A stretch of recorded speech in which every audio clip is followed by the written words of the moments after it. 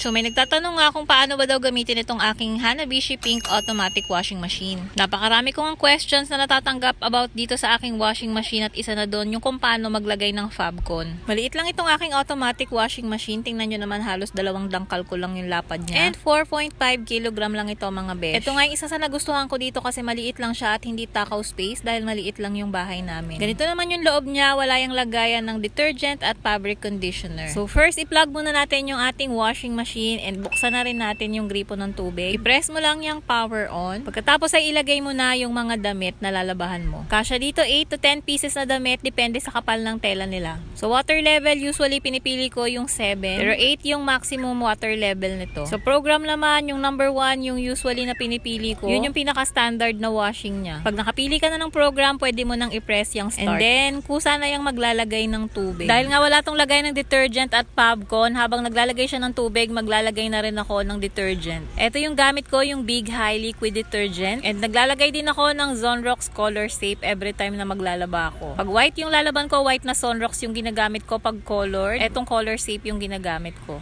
Etong standard washing niya, magsasabon siya, magde-drain, magbabanlaw, magda-dryer, magbabanlaw ulit, magde-drain at magda-dryer. So bali isang beses magsasabon, 2 beses magbabanlaw at 2 beses din magda-dryer. Sa mga nagtatanong kung paano maglagay ng fabric conditioner, inaabangan ko lang yung pinaka-last na banlaw niya. So, ito 14 minutes na lang siya kakatapos niya lang mag-dryer. Maglalagay siya ulit ng tubig para sa huling banlaw. And dyan na ako maglalagay ng fabric conditioner. Itong gamit ko is from Big High din. Sobrang bango ng mga Big High products. Pagkatapos niyan magbanlaw dyan sa tubig, magda-dryer na yan and tapos na. Pwede mo nang isampay ang iyong labahin.